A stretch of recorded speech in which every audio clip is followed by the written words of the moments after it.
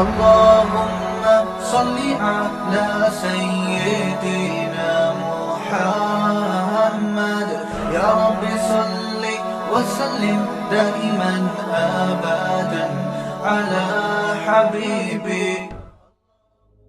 قلم کی قسم اٹھا کے اللہ نے فرمایا کہ اے محمد صلی اللہ علیہ وسلم آپ اپنے رب کے فضل سے مجنون نہیں ہیں. وَإِنَّكَ لَعَلَىٰ خُلُقٍ عَظِيمٍ آپ بہترین خلق اخلاق پر ہیں.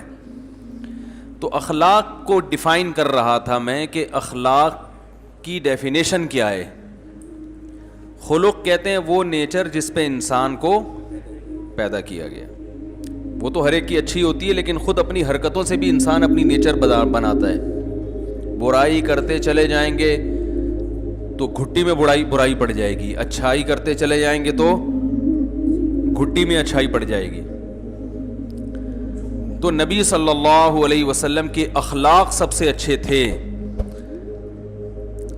حالانکہ آپ صلی اللہ علیہ وسلم غضبناک بھی ہوتے تھے, آپ صلی اللہ علیہ وسلم میدان جنگ میں لڑتے بھی تھے, آپ صلی اللہ علیہ وسلم دشمن کو بعض دفعہ معاف بھی کرتے تھے لیکن بعض دفعہ انتقام بھی لیتے تھے.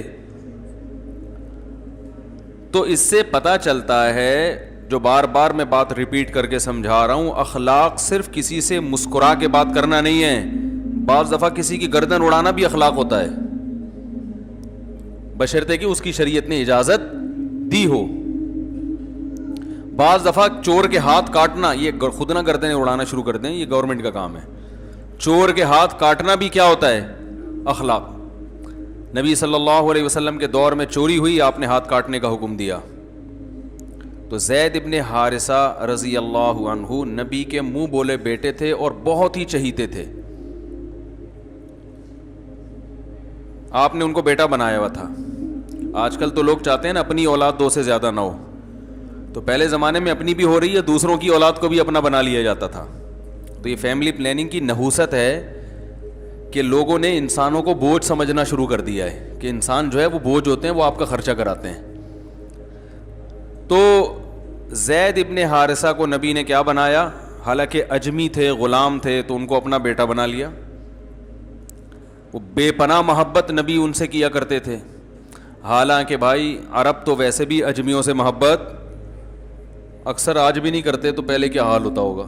آپ بھی جاؤ نا, کوئی اجمی آئے تو وہ زیادہ لفٹ نہیں کراتے اس کو, اللہ ماشاء اللہ جو دیندار ہیں وہ الگ بات ہے. تو نبی صلی اللہ علیہ وسلم کے یہ اخلاق تھے کہ آپ صلی اللہ علیہ وسلم نے ایک عجمی کو جو کہ غلام تھے ان کو بیٹا بھی بنایا. اتنا بڑا شرف کہ بیٹا بنا دیا. بھائی کچھ خادم کے طور پہ رکھ لیتے ہیں, بھائی ملازم کے طور پہ رکھ لیتے, پھر عزت دیتے. نہ بیٹا بنانے میں جو عزت ہوتی ہے وہ کہیں بھی, اس سے زیادہ تو عزت ہے ہی نہیں نا کوئی.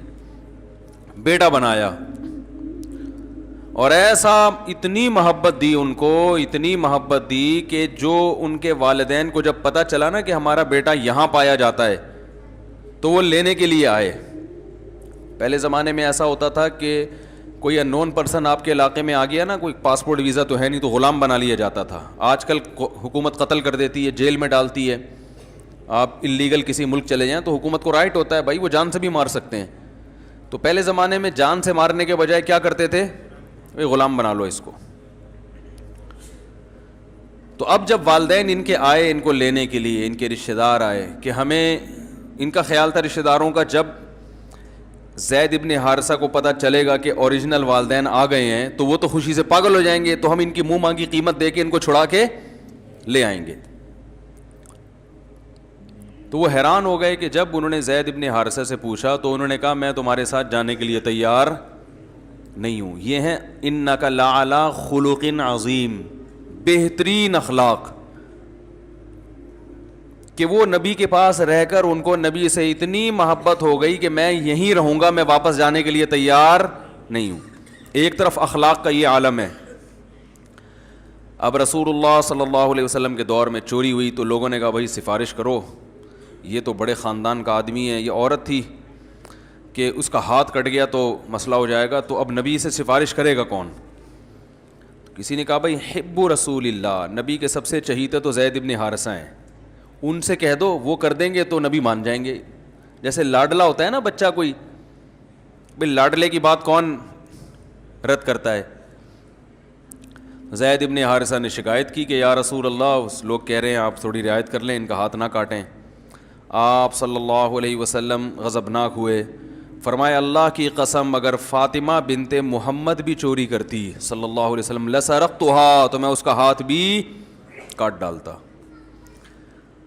اور آپ نے چور کا ہاتھ کاٹنے کا حکم دیا. ایک طرف اخلاق ایسے ہیں کہ غلام آپ کے پاس رہنے کو ترجیح دے رہا ہے, اپنے والدین کو ترجیح نہیں دے رہا.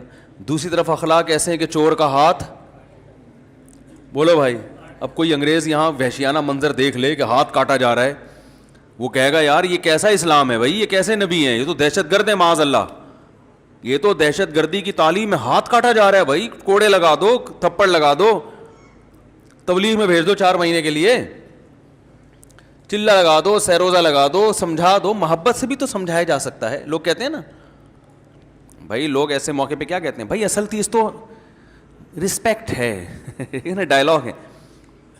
آپ کسی کو عزت دو گے تو وہ بھی آپ کو عزت دے گا. رسپیکٹ ہے, محبت ہے, محبت سے جو کام ہوتا ہے وہ سختی سے نہیں ہوتا.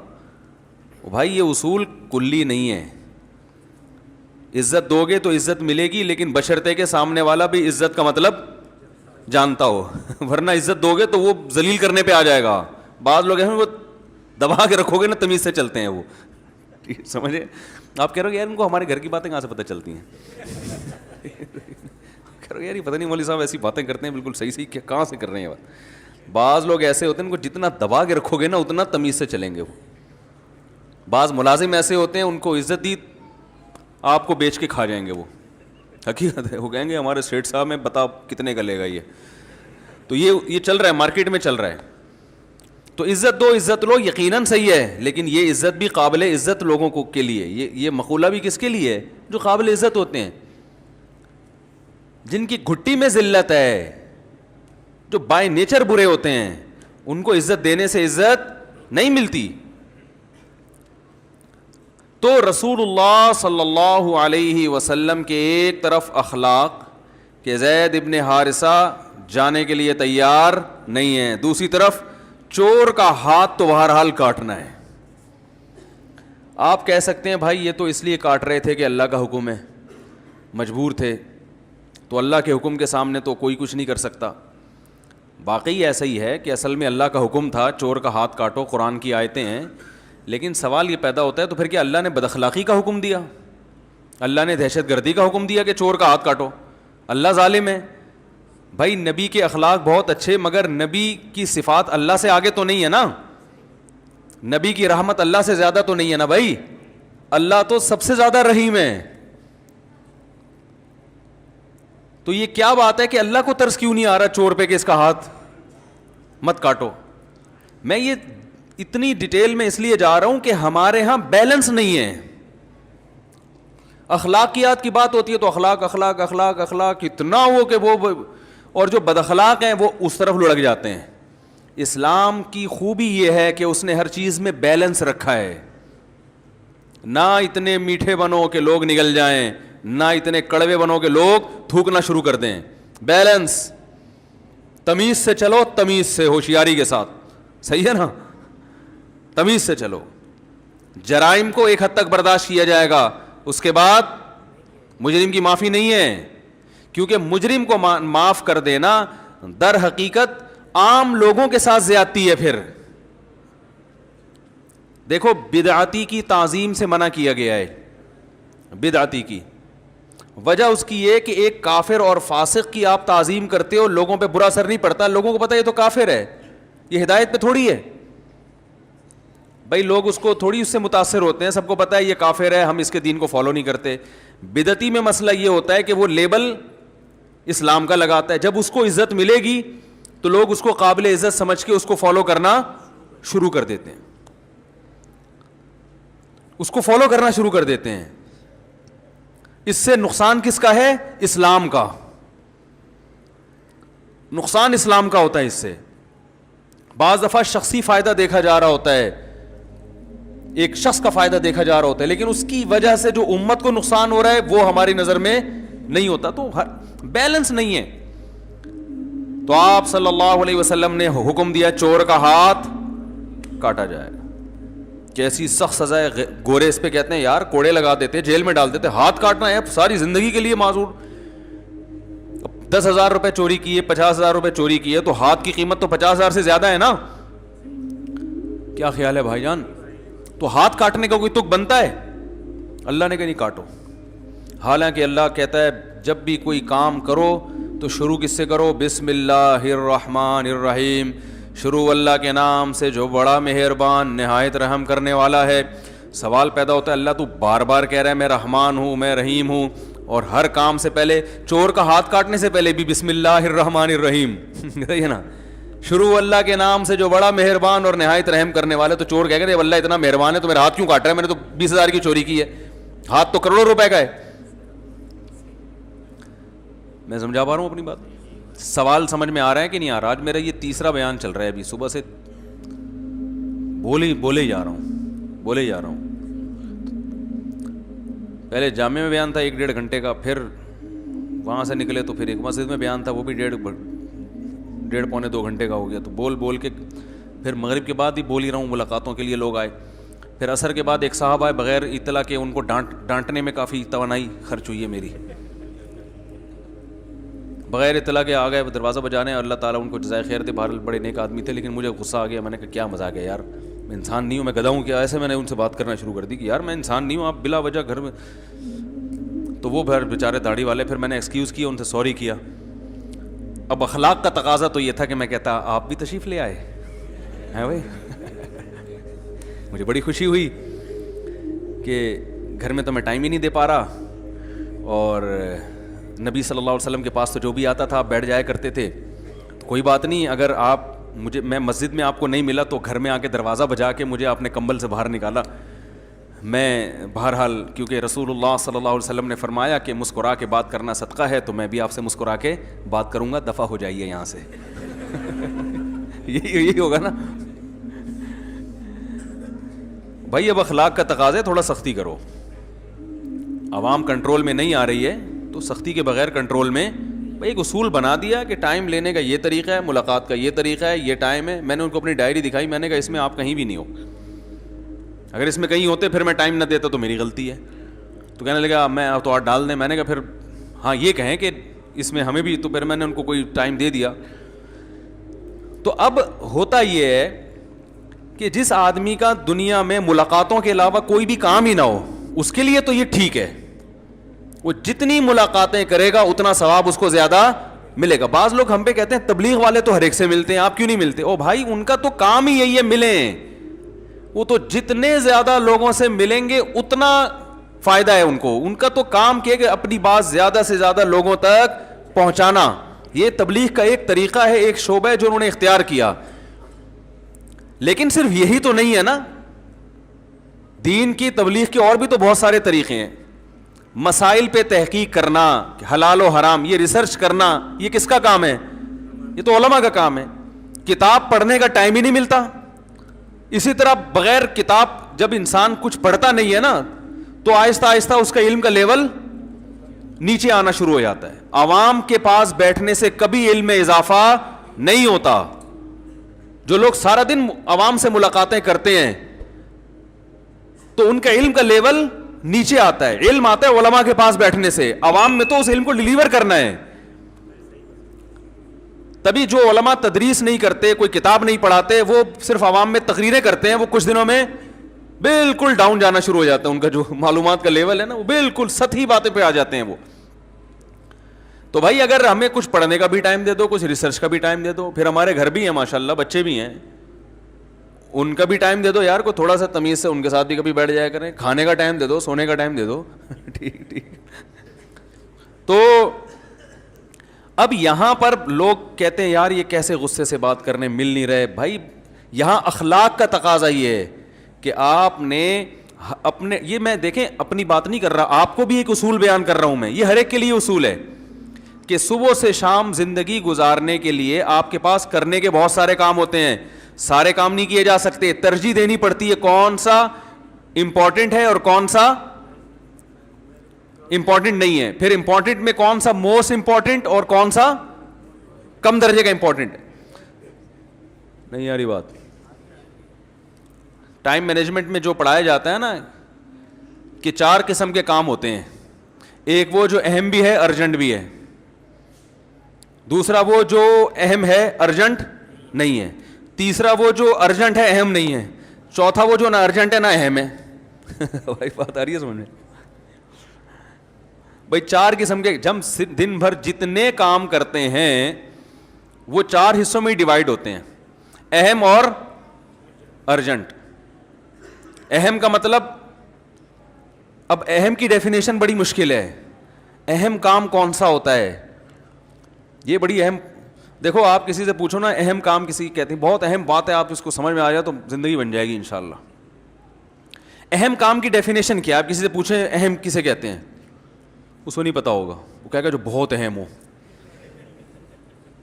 وہ کیا کہے گا, جو ویری امپورٹنٹ. اور بھائی تو انگلش میں اہم کو امپورٹنٹ کہتے ہیں, اردو میں اہم کہتے ہیں, عربی میں اہم کہتے ہیں. تو یہ تو نیا ہوا ہے نا. ڈیفینیشن کیا کہہ رہے, جو میرے لیے بہت اہم ہو. او بھائی کیا ہے تیرے لیے, کیا اہم ہے؟ کہہ رہے ہیں بھائی مختلف وقتوں میں کبھی کھانا اہم ہے, کبھی واش روم میں جانا اہم ہے. تو یاد رکھو اہم کی ڈیفینیشن یہ ہے کہ آپ کا کوئی ویژن ہوتا ہے نا, جو چیز آپ کو آپ کے ویژن کی طرف لے جانے والی ہے, ہر وہ کام جو آپ کو آپ کے ویژن کی طرف لے جانے والا ہے وہ اہم ہے, اور جو کام آپ کو آپ کے ویژن سے دور کر رہا ہے وہ غیر اہم ہے. آپ کا ویژن ہے لاہور پہنچنا, کراچی سے آپ ٹرین میں بیٹھے یا گاڑی میں بیٹھے کہاں جا رہے ہیں, ویژن کیا ہے, منزل کیا ہے, لاہور. تو پھر آپ کے لیے لاہور کا ٹکٹ کرانا ٹرین کا یا جہاز کا یا بس کا یہ اہم ہے. سمجھ میں آ رہی ہے بات؟ اور ایک آدمی جس نے جانا کوئٹہ ہے, اس کے لیے لاہور کا ٹکٹ کرانا یا آپ کے ٹکٹ میں دلچسپی لینا کہ کہاں کا, تو کہاں جا رہا ہے یا اس میں دلچسپی لینا تو نے کہاں کا ٹکٹ کرایا, کتنے کا کرایا, یہ کیا ہے؟ ٹائم ویسٹنگ ہے نا, غیر اہم ہے. او بھائی تو نے جدھر جانا ہے تو ادھر کی فکر کرنا. کیا خیال ہے؟ تو ہر آدمی کا ایک ویژن ہوتا ہے, ایک ہدف ہوتا ہے, میں نے یہاں پہنچنا ہے.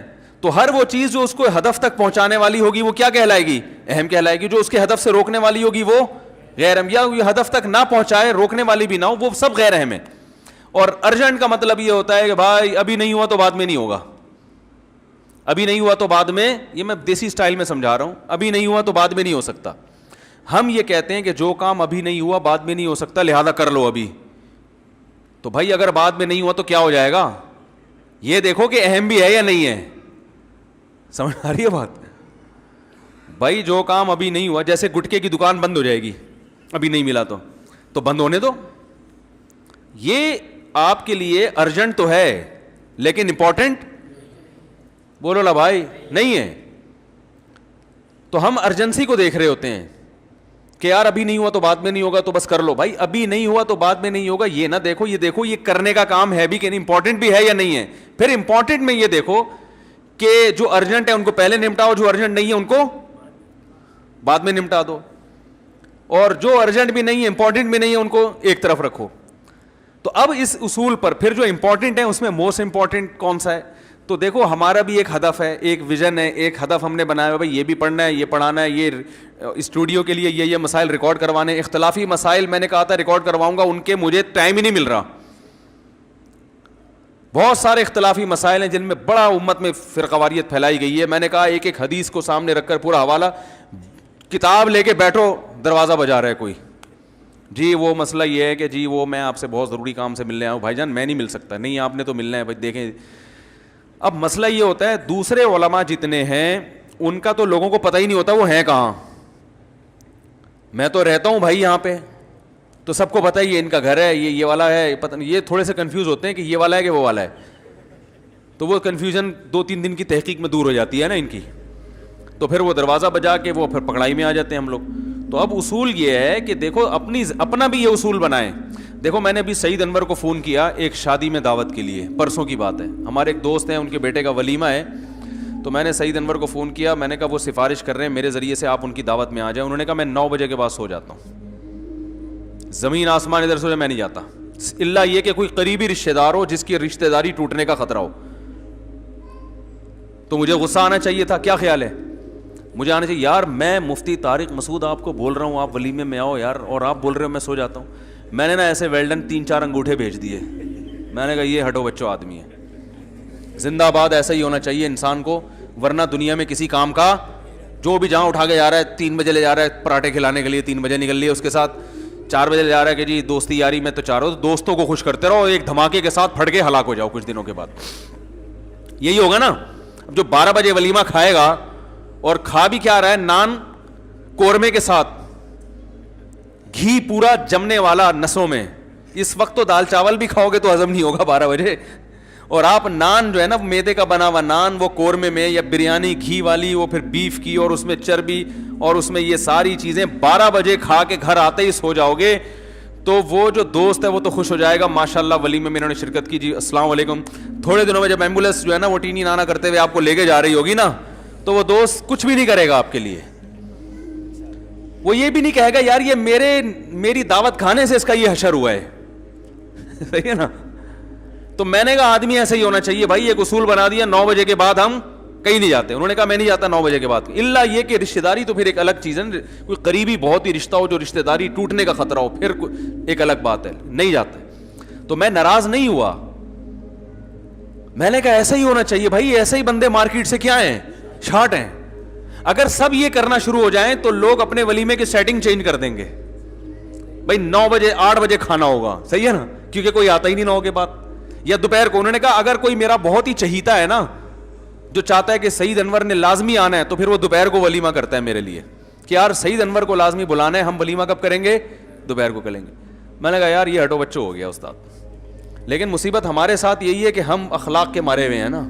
میں اگر کہوں گا تو یار یہ مفتی صاحب ہو کے جناب مفتی صاحب ہو کے ایسی باتیں کر رہے ہیں یار, تو وہی ہے. ایک دن مفتی صاحب 12 بجے شادی سے آ رہے ہوں گے, ٹھیک ہے نا, اور جی مفتی صاحب کا بیان, مفتی صاحب تھے, مفتی صاحب ہوا کرتے تھے, قورمے کی نظر ہو گئے بیچارے. تو آدمی کو ان چیزوں میں مضبوط ہونا پڑتا ہے, مضبوط. وجہ اس کی یہ کہ آپ نے پہلے یہ دیکھنا ہے. دیکھو تبلیغ میرا بھی ویژن ہے کہ دین پوری دنیا میں غالب ہو جائے, لیکن میرا جو طریقہ ہوگا وہ ایک دوسرے کا طریقہ الگ ہوگا, میرا الگ ہوگا, کسی اور کا الگ. ہر آدمی کا الگ طریقہ ہوتا ہے. کسی کا طریقہ یہ کہ اس نے لوگوں سے مل کے سب کو سمجھانا ہے, اس کے لیے تو جتنی وہ تو چاہیے کہ جو نہیں ملاقات کر رہا اس کے گھر پہ جا کے نکالے, بھائی جان کیوں نہیں ملاقات کر رہے آپ, اور وہ بالکل ٹھیک ہے ان کے لیے.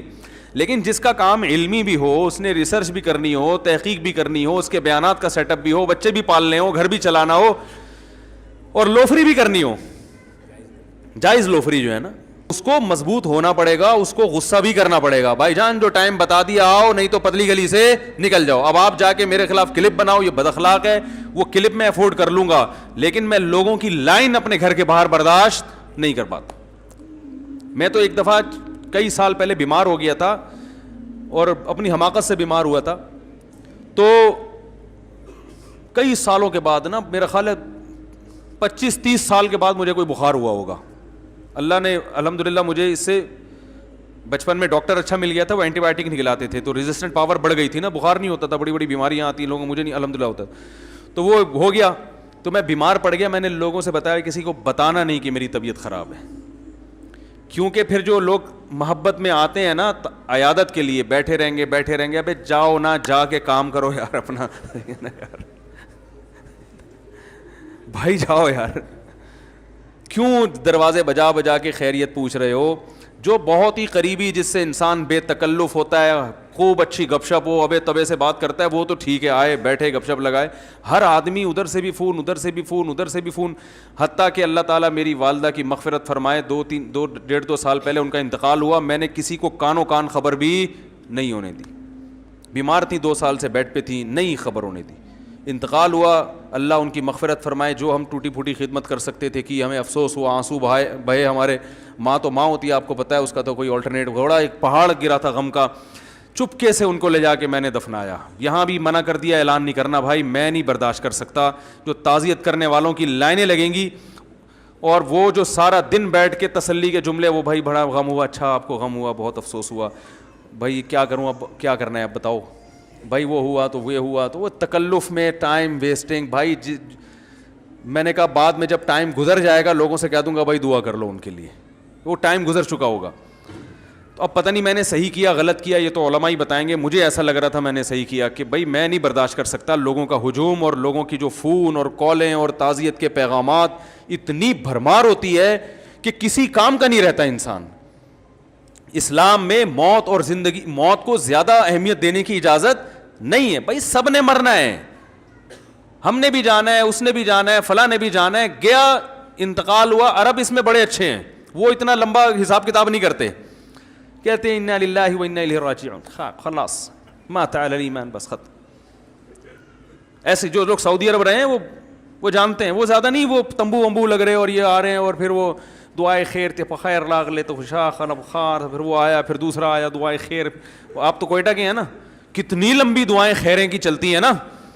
جو جس کو تعزیت کے لیے آتے ہیں نا وہ بیچارہ سارا دن ہاتھ اٹھا کے پھر گراتا ہے, پھر دوسرا آیا ہاتھ اٹھا, دعائے خیر دخال واللہ خوش جوڑ توڑو خال بس, پھر نیچے, پھر دوسرا آیا دعائے خیر ہو گئے, چلو بھائی دعائے خیر کرو یار, تم بھی دعا کر لو یار. پھر نیچے, پھر ایک بندہ آیا ماموں آئے ملنے کے لیے, چلو دعائے خیر. 3 دن تک وہ ہاتھ اٹھانا گرانا, پھر وہ اخلاص سے دعا ہوتی نہیں. وہ میت کے لواحق میں کہہ رہے ہیں چلو بھائی اب پھر سے کر لیتے ہیں, کیا کریں, اللہ کرے ہو سکتا ہے یہ 50ویں مرتبہ میں مغفرت ہو جائے. ہیں بھائی سب ایک رسم ہے, اس لیے وہاں KPK کے علماء بھی اس کو جائز نہیں سمجھتے. کسی سے بھی فتویٰ لے لیں آپ, پنجاب میں بھی ایسا ہوتا ہے. پنجاب میں کیا ہوتا ہے کہ رونے کے پروگرام چل رہے ہوتے ہیں باقاعدہ. میت ہو گئی, سب نہیں ہے, سب پنجاب والوں کی سب کی بات نہیں کر رہا, بہت سی جگہوں پہ رونے کے باقاعدہ کیا ہوتے ہیں پروگرام. اب وہ بیٹی آئی امریکہ سے, وہ پہلے پھوٹ پھوٹ کے روئے گی. وہ جہاز میں آ رہی ہے آرام سے نا, آرام سے سکون سے. میں نے خود دیکھا یہ منظر, جہاز میں آئی آرام سے جناب, ایئرپورٹ پہ ٹیکسی میں بھی آرام سے, بڑے آرام سے تمیز سے آتے آتے, جیسے ہی میت کے کسی لواحقین میں سے کسی میں, وہیں سے اسپیڈ شروع. مقابلے ہوتے ہیں, جو زیادہ رو رہا ہے اس کو زیادہ محبت ہے, جو چپ بیٹھا ہوا ہے اس پہ کیا تجھے محبت نہیں ہے کیا. رونے کے کیا چلتے ہیں, مقابلے چل رہے ہوتے ہیں. نہیں رو تو اس کا مطلب ہے آپ کو تو محبت ہی نہیں تھی ابا سے. ایک خاتون کے میاں مر گئے, سچا واقعہ ہے, میرے پاس فون آیا, ہمارے کو ریلیٹیو تھیں, پھوٹ پھوٹ کے رو رہی ہیں کہ میرے میاں مر گئے, ہائے میں بیوہ ہو گئی. اوف, ایسی انہوں نے روئی ہیں کہ جو بھی خون سنے گا وہ بھی بیچارہ پھوٹ پھوٹ کے رونا شروع کر دے. تو چونکہ ہمارے ابھی کیا زیادہ ڈیٹیل میں نہیں جانا چاہیے, تو ہم لوگ جب ان سے ملنے کے لیے گئے تو بالکل فٹ فاٹ. ہم نے کہا آپ کو تو بڑا غم تھا, کہہ رہے ہیں جان چھوٹی, بڑی مصیبت دی ہوئی تھی, ٹینشن دی ہوئی. وہ بندہ ٹھیک نہیں تھا نا جس کا انتقال ہوا, وہ بہت ظلم کر رہا تھا اپنی بیوی کے اوپر, بالکل بھی ٹھیک نہیں تھا وہ آدمی. تو وہ ہے نا جان چھوٹی, اللہ کا فضل ہو گیا, اللہ نے خود ہی اٹھا لیا. لیکن اب مرنے پہ ایسا ریئیکٹ کرنا ہے وہ ایک مجبوری ہے. بھائی اگر ایسا ریئیکشن نہیں کیا لوگ بولیں گے واہ بھائی واہ, میاں مر گیا, رونا ہی نہیں آ رہا ان کو.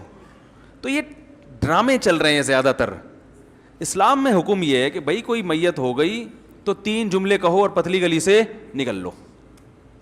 اعظم اللہ اجرک, وہاں جاؤ تسلی کے. جو بھی ہر آدمی نہ جائے بھائی, جن کے کوئی خاص رشتہ دار ہیں, جو ریلیٹیو ہیں, جو جن کے جانے سے تسلی ہوگی سامنے والے کو, 3 جملے بولو جا کے, بھائی اعظم اللہ اجرک, جو مصیبت آپ کو پہنچی ہے اللہ اس پہ آپ کے اجر میں اضافہ کر دے.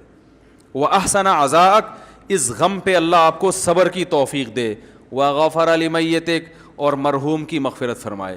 3 جملے کہے, 2-4 اور تسلی کی بات کریں اور پتلی گلی سے بولو بھائی نکل لیں. وہیں تمبو میں دھرنا مار کے مت بیٹھیں آپ, وہاں بیٹھ جاتے ہیں, اب اس کے لیے دودھ پتی آ رہی ہے, پھر چائے آ رہی ہے, پھر پانی آ رہا ہے. وہ میت کے رشتہ داروں بیچارے وہ کہتے ہیں یہ مرنا اتنی بڑی ٹینشن نہیں تھا جتنا یہ جو تعزیت کے لیے آنے والے یہ اس سے بڑی ٹینشن بن چکے ہیں.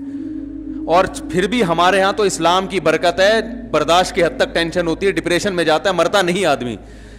جو غیر مسلم ہے نا ان کے ہاں تو میت اتنی بڑی ٹینشن دے کے جاتی ہے دنیا سے کہ ان کے 2-2 ہفتے کے پروگرام چلتے ہیں میت کی تعریفوں کے الگ. اس وقت دفناتے نہیں ہیں اس وقت تک, پھر وہ ان کے کوئی پنڈت جی آ رہے ہیں, پنڈت کہتے ہیں, یہ پنڈت نہیں, مجھے کسی نے انڈیا سے کہا آپ نے مندر کو مندر بنا دیا اور پنڈت کو پنڈت بنا دیا, تو پنڈت لفظ ہے. وہ آتے ہیں, پھر وہ پتہ نہیں کیا کیا پڑھتے رہتے ہیں, اس کے اوپر گھوڑے پڑھ رہے ہوتے ہیں, پھر اس پہ پیسے لے کے جاتے ہیں. وہ کئی ہزار روپے کا وارثوں کا خرچہ ہو جاتا ہے. ہمارے یہاں اسلام نے کہا خرچہ کرنے کی چندہ ضرورت نہیں ہے, صرف خرچہ ہوگا میت کے کفن کا ہے بھائی, میت کی قبر کا, قبر خود کھودنا نہیں آتی تو گورکن کو پیسے دے دو, اس کے علاوہ تیسرا کوئی خرچہ نہیں ہے. اور یہ خرچہ بھی میت کے وراثت کے مال میں سے ہوگا. جتنا مال چھوڑ کر گیا ہے نا, اس میں سے پہلے یہ کفن دفن کا خرچہ نکالو. کفن کے کتنے پیسے خرچ ہوتے ہیں کفن پہ؟ وہ بھی یہ کہ جب اگر کوئی گھر میں کسی کی قمیض پھاڑ کے جو ہے نا کفن بنا دو. صحابہ تو ایسے ہی کرتے تھے, الگ سے کپڑا تھوڑی خریدتے تھے. حضرت ابو بکر کو جب کہا گیا نا یہ کپڑا, انہوں نے فرمایا زندوں کو پہناؤ, ہمارے لیے نیا کپڑے کی ضرورت, ہمیں پرانے کپڑے میں دفن کر دینا. وہاں قبر میں جا رہے ہیں نا, وہاں کون سا کوئی, وہ تو فرشتے آئیں گے دیکھنے کے لیے, وہ تو اعمال دیکھتے ہیں, وہ آپ کے کپڑے تھوڑی دیکھیں گے. تو ٹینشن نہیں لو بھائی, زندگی کو کیا بناؤ, ہلکا ہلکا بناؤ, کاموں میں ٹائم لگاؤ. اب جو دنیا سے چلا گیا وہ واپس نہیں آئے گا. اب آپ نے کرنا ہے اس کے لیے مغفرت کی دعا. جو غم خود سے ہو رہا ہے وہ تو ہوتا ہے, وہ تو نیچرل ہے, وہ تو نبی کو بھی ہوتا تھا, آنکھوں سے آنسو ٹپکتے ہیں, بس کافی ہے. چیخنا چلانا, آپ صلی اللہ علیہ وسلم نے میت پر چیخنے چلانے والی عورتوں پر لعنت فرمائی ہے. کتنا بڑا جرم ہے. اور آج میت پہ عورتیں چیختی ہیں کہ نہیں چیختی, ہاں ہاں ہاں ہاں کر کے, اس کو کمال سمجھتی ہیں. کمال صبر کرنا ہے, چیخنا چلانا کمال نہیں ہے. عورت کے لیے سب سے بڑا غم اس کے بچے کی موت ہے, کیونکہ عورت کی سب سے محبوب چیز کیا ہوتی ہے؟ بچہ. ایک عورت کا بچہ مر گیا نبی صلی اللہ علیہ وسلم کے دور میں, وہ اتنی غمزدہ ہوئی کہ بچے کی قبر پہ کھڑے ہو کر رونا پیٹنا کیا نا اس نے, چیخ رہی ہے چلا رہی ہے. آپ صلی اللہ علیہ وسلم پیچھے سے گزرے, انہوں نے فرمایا صبر کرو صبر. اسے نہیں پتا تھا کہ نبی صلی اللہ علیہ وسلم نے, اس نے کہا آپ کو وہ غم پہنچا ہوتا نا, مجھے پہنچا ہے, پھر میں پوچھتی کہ کیسے صبر کیا جاتا ہے. اس نے گویا طنز کیا, اس کو نہیں پتا تھا کہ آپ صلی اللہ علیہ وسلم ہیں. اس نے کہا اصل میں غم تو جس کو پہنچا ہے وہی جانتا ہے نا, ہمارے یہاں یہی ہوتا ہے نا. آپ کسی کو بولو صبر کرو, کہہ رہے تمہیں تکلیف ہو نہیں رہی نا اس لیے تم صبر کا کہہ رہے ہو. رونے پر پابندی نہیں ہے, چیخنے چلانے پر پابندی ہے, واویلا کرنے پر پابندی ہے. تو وہ صحابیہ کو کسی نے بتایا کہ تو رسول اللہ صلی اللہ علیہ وسلم ہے, تو وہ فوراً پریشان ہو کے گئیں اور نبی صلی اللہ علیہ وسلم کے پاس آ کے کہنے لگی میں اب صبر کروں گی. آپ نے فرمایا انما الصبر عند الصدمۃ الاولى, جب صدمہ پہنچتا ہے نا اس وقت صبر کی فضیلت ہے, بعد میں تو سب کو صبر آ جاتا ہے. کون ساری زندگی بیٹھ کے کون روتا ہے. تو کہاں سے کہاں بات چلی گئی بھائی, بات کیا شروع ہوئی تھی یار, کدھر بات یہ ہو رہی تھی کہ بھائی ہر چیز کا ایک طریقہ ہوتا ہے. اب وہ سعید انور کا میں واقعہ بتا رہا تھا. اب بظاہر تو وہ بد اخلاقی ہے نا کہ میں 9 بجے کے بعد نہیں آؤں گا, لیکن یہ اخلاق ہیں. اخلاق میں سب سے پہلے اپنے آپ کے ساتھ اچھا سلوک کرو نا بھائی. دوستوں کے چکر میں اپنا بیڑا غرق کیا ہوا ہے, اپنی نہ نیند ہو رہی ہے, نہ کھانا ہو رہا ہے ڈھنگ سے, نہ ٹائم. جو رات کو دیر سے سوئے گا وہ تہجد کے لیے اٹھے گا, وہ تو فجر کے لیے اٹھنا مشکل. جو 1-1 2-2 بجے تک شادیوں سے آتے ہیں, تو آپ کیا سمجھتے ہیں فجر پڑھ لیتے ہوں گے؟ بہت مشکل ہے فجر کے لیے اٹھنا ایسی صورت میں, اور تہجد کہاں پڑے گا وہ آدمی. تو ہمارے نبی صلی اللہ علیہ وسلم, لوگ کہتے ہیں بھائی نبی دعوت نہیں ٹھکرایا کرتے تھے, تو نبی تو تہجد بھی نہیں چھوڑتے تھے. آپ کو دعوت نہ ٹھکرانے والی حدیث یاد ہے, تہجد والی یاد ہے بھائی؟ آپ دعوت قبول کر کے 3 بجے جب رات کو گھر پہ آؤ گے تو تہجد کی سنت زندہ کرو گے؟ نہیں ہوگی سنت. اس لیے اس معاملے میں بھائی پوری قوم کو چینج کرنے کی ضرورت ہے. اعلان کر دیں. ہمارے ایک دوست کا ایک واقعہ بتاتا ہوں, بس پھر اصل موضوع کی طرف آ کے بات سمیٹتا ہوں. ہمارے ایک دوست ہیں, اللہ ان کی عمر میں بہت برکت دے, مجھے بھی بہت کچھ ان سے سیکھنے کو ملا. انہوں نے اپنی شادی میں اعلان کیا کہ کھانا 9 بجے اسٹارٹ ہو جائے گا. کھانا 9 بجے, یہ سیکھیں, یہ چیز سیکھنے کی ہے. کھانا 9 بجے اسٹارٹ ہو جائے گا, ایسی کی تیسی. لوگوں نے کہا اب سب لکھتے ہیں, کارڈ پہ لکھا ہوگا تو 12 بجے نا. اب ان کی شادی ہے, دلہن بیوٹی پارلر گئی ہوئی ہے, وہ تو 9:30 بجے تو وہ بیوٹی پارلر جاتی ہے. لکھا ہوا ہوتا ہے کھانا 9 بجے, اور دلہن جا کب رہی ہوتی ہے, اور دولہا 11:30 بجے جا رہا ہوتا ہے. اس پہ ڈسٹیمپر ذرا کم لگانا پڑتا ہے نا, تو وہ کہتا ہے لیٹ بھی چلا جاؤں کوئی مسئلہ. سمجھ میں آ رہی ہے بات؟ تو رشتے دار پھر 11:45 بجے آ رہے ہوتے ہیں. ایک عجیب حساب چل رہا ہے. تو کوئی بھی ٹائم کا پابند نہیں ہوتا. انہوں نے پہلے کر دیا کہ 9 بجے ٹائم کی پابندی کی جائے گی,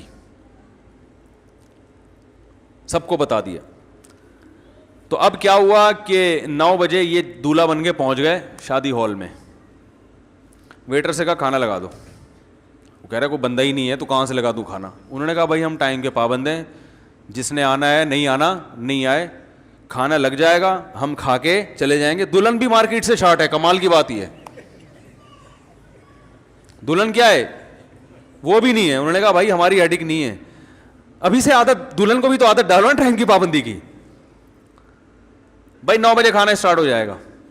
میں یہ نہیں کہہ رہا کہ گھر کو آفس بنا دیں آپ. اب پتہ چلا جا کے پھڈے بیگم 7:03 پہ کھانا چاہیے مجھے, 3 منٹ پہ 4 منٹ ہو گئے وہ تیش میں آ گئے. وہ یہ گھر میں تو تھوڑا لچک کے ساتھ ہی چلنا پڑتا ہے, اس کے بھی کچھ اصول ہے, ضابطے ہیں, وہ ایک الگ ٹاپک ہے کہ گھر میں اصول کیا ہونا چاہیے. اس میں بھی اتنی بے اصولی نہیں ہے کہ کچھ پتہ ہی نہیں ہے کہ کب کھانا ہونا چاہیے کب سونا ہونا چاہیے, لیکن ایک اس میں وہ بہرحال وہ فوج والا اصول گھر میں نہیں چلتا. اب انہوں نے کیا کیا, 9 بجے کھانا ویٹروں کو بولا لگا دو ایسی کی تیسی. انہوں نے بھائی نہیں یار کوئی بھی نہیں آئے گا. انہوں نے کھانا ضائع ہو جائے گا, ٹھنڈا ہو جائے گا. بھائی ہونے دو, کھانے میں ایسی کشش ہے نا, اس کی خوشبو دلہن کو بیوٹی پارلر میں پہنچ گئی, اس کی خوشبو سالوں کو پہنچ گئی ان کے گھر میں, حالانکہ وہ 20 کلومیٹر دور تھے. کھانا جب اسٹارٹ ہوتا ہے نا تو خبر جنگل میں آگ کی طرح پھیلتی ہے. 9 بجے کھانا اسٹارٹ ہوا, 9:30 بجے پوری پبلک موجود تھی. کھانا ایسی چیز ہے آدمی کمپرومائز نہیں کرتا. بھائی پہنچو یار ایسی کی تیسی. خواتین بھاگ گئیں, ساڑیاں کو چھوڑو, جو شلوار قمیض اور سادہ پجامہ ہے وہ پہن کے بھاگو. کھانا کون چھوڑتا ہے یار. اب سجنے کے چکر میں کھانا ہی بعد میں آ کے کسی اور تقریب میں نمائش کر دیں گے. ابھی کیا کس کو فوکس کرو, کھانا, کیونکہ اب یہ ڈر ہوتا ہے نا نکل جائے گا. بھائی آپ نے لوگوں کو دیکھا پلیٹوں میں کتنا بھرتے ہیں کھانا, حالانکہ ان کو پتا ہوتا ہم کھا نہیں سکتے, لیکن وہ اس لیے بھر رہے ہوتے ہیں کہ یہ جو موٹے اچھے پیس ہیں یہ نکل نہ جائے کہیں ہاتھ سے. یہ ہوس ہے, پتہ ہے نہیں کھا سکتے اتنا, لیکن یار چلو بچ جائے گا نا, ایسا نہ ہو کہ ختم ہو جائے بعد میں جائے ملے ہی نہیں, یا جو لیگ پیس ہے وہ کوئی اور اٹھا کے لے جائے, اور چیسٹ والا ہم کھاتے نہیں ہیں کوئی بھی, یا چیسٹ پیس کوئی لے جائے ہم لیگ نہیں کھاتے, تو کچھ بھی ہو سکتا ہے. تو وہ کہتے ہیں 9 بجے کا مطلب ہم نے اسٹارٹ کر دیا اور 9:30 بجے تک پبلک سب پہنچ چکے تھے بھائی, اور کھانا کھا رہے ہیں, وجہ سے انجوائے کر رہے ہیں. ہاں بھائی اور بھی خیر یہ سب سیٹ ہے. اس کے بعد سب کو پتا چل گیا کہ ان کے 9 بجے کا مطلب 9 بجے ہی ہوتا ہے. مجھے اس پر اکثر ایک لطیفہ یاد آتا ہے, کئی دفعہ سنا چکا ہوں, لیکن نئے لوگ بھی آتے ہیں نا.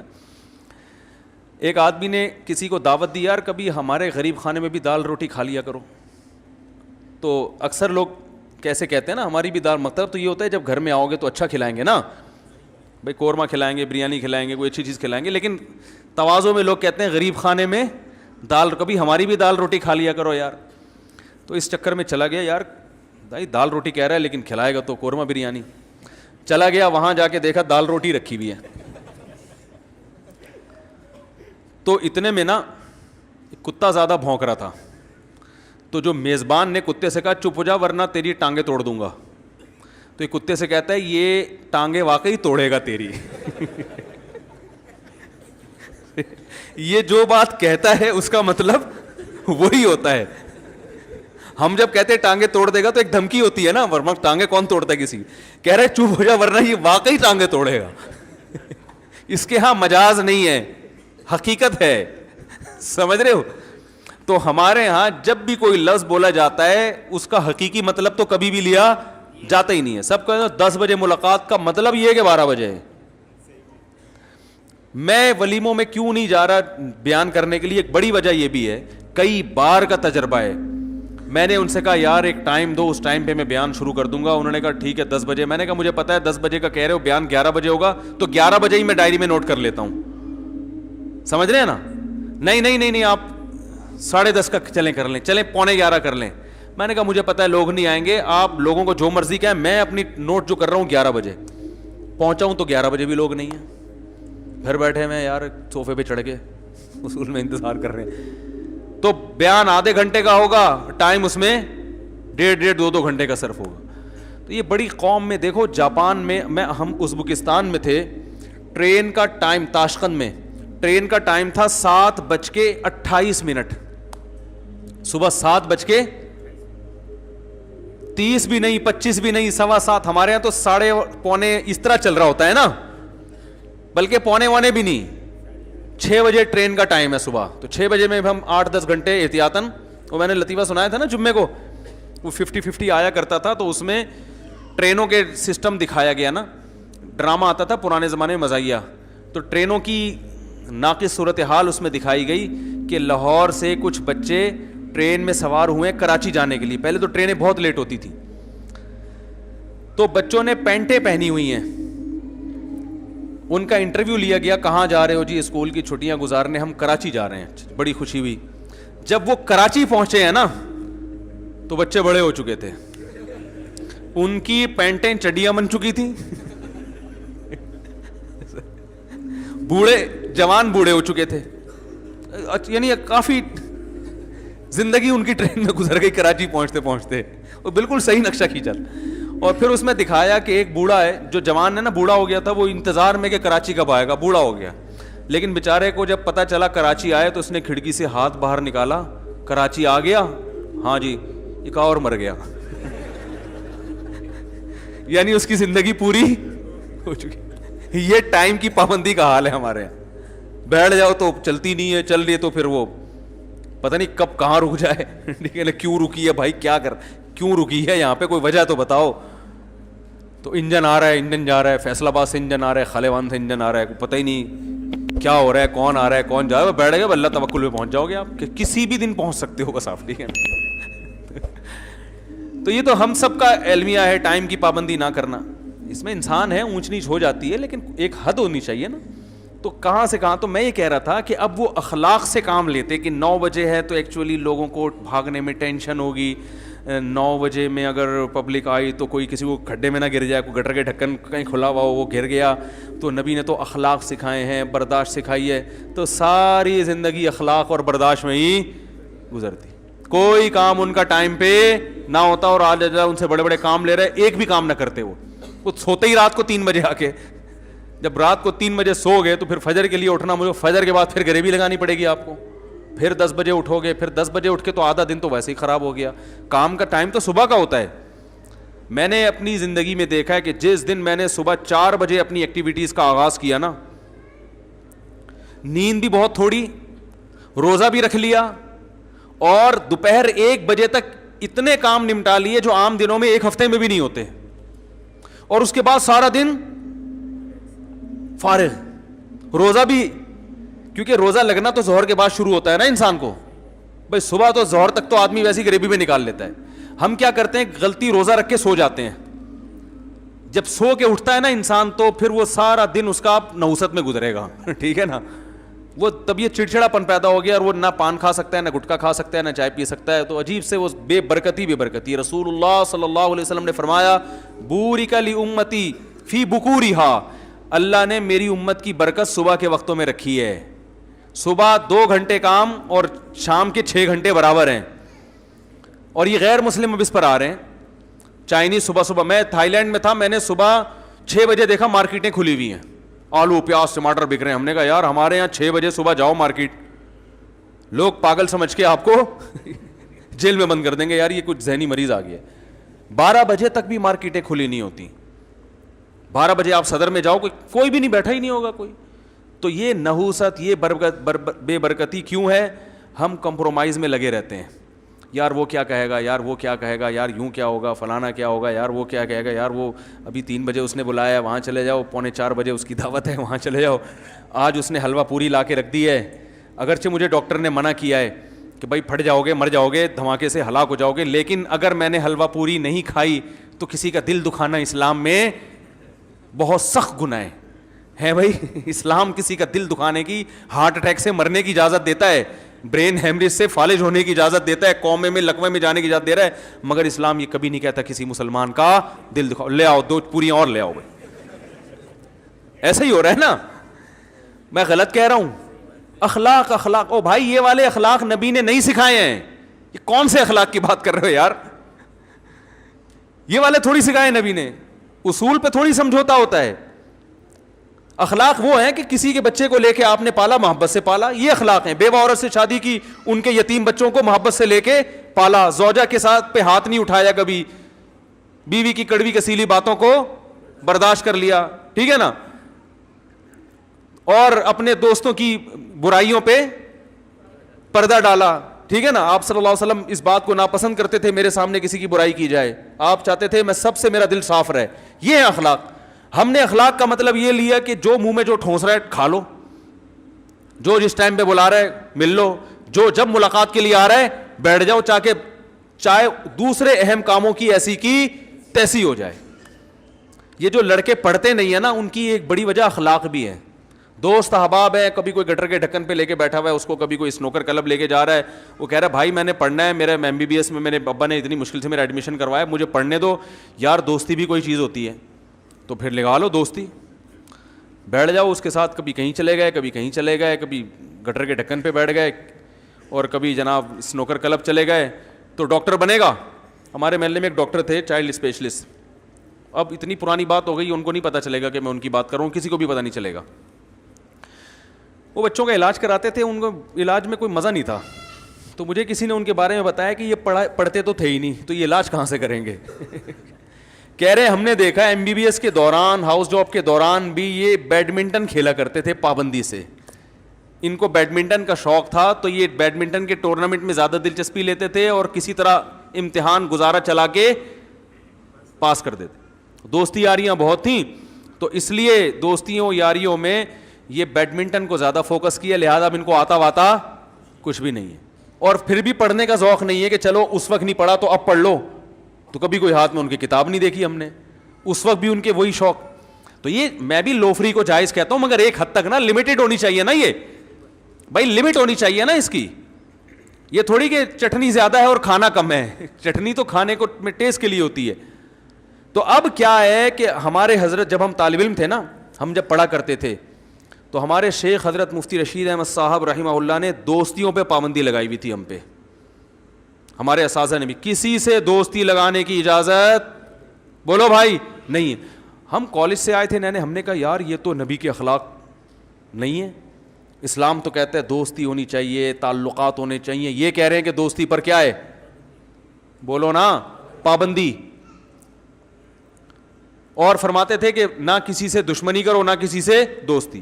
تو بھائی کیسے ملے بھائی, فرمایا کوئی بندہ آتا ہے ملنے کے لیے, السلام علیکم, وعلیکم السلام, بھائی خیریت, چائے وائے کھانا پینا, اچھا نہیں, چلو ٹھیک ہے, بس وہاں بیٹھے ہیں آپ کے, ہم پڑھ رہے ہیں اپنا آرام سے.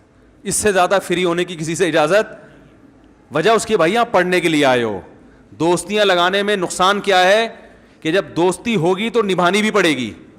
پھر کبھی وہ کہہ رہے دہی لے آؤ, کبھی کہہ رہے دودھ لے آؤ, کبھی کہہ رہے آج چلو فلاں جگہ چل کے چائے پیتے ہیں. تو جس کام کے لیے یہاں آئے ہو, تمہارے باپ نے تمہیں یہاں داخل کیا ہے, وہ دوستیوں کے لیے داخل بولو بھائی نہیں کیا. دوستیوں پر بھی پابندی. اور یہی ہمارے جتنے بڑے بڑے علامے دنیا میں گزرے ہیں, یہ دوستیوں سے اپنے آپ کو بچاتے تھے.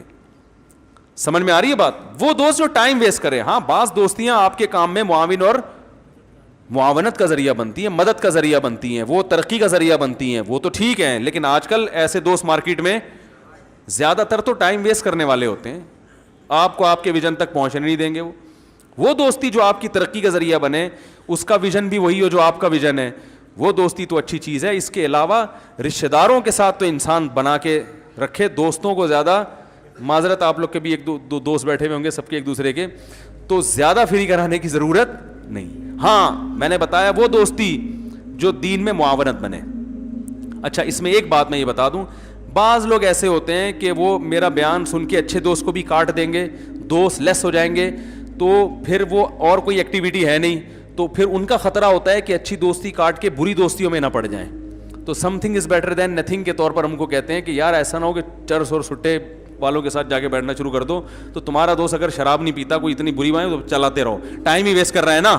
کیونکہ اگر تم نے اس سے دوستی چھوڑ دی تو پھر اتنا تم نیک تو ہونی کہ کتاب لے کے بیٹھ جاؤ ہیں, سیرت پہ کتابیں پڑھنا, تم پھر گٹر کے ڈھکن پہ جا کے بیٹھنا شروع کر دو گے لڑکوں کے ساتھ. اور ٹائم تو ہر چیز ہر ایک کے لیے نہیں ہوتی. تو رسول اللہ صلی اللہ علیہ وسلم کے اخلاق کیا ہیں؟ چور کا ہاتھ کاٹنا. زانی کے بارے میں اخلاق کیا ہیں؟ بولو بھائی, 100 کوڑے لگائے جائیں گے اس کو کھلے عام. شرابی کے بارے میں اسلام کی سزا کیا ہے؟ کھلے عام 80 کوڑے مارو اس کو, کم وقت کو, ٹھیک ہے نا. اگر پکڑا گیا نا بدبو منہ سے آ رہی ہے اور آپ نہ ماریں, اسلامی حکومت کا کام ہے یہ.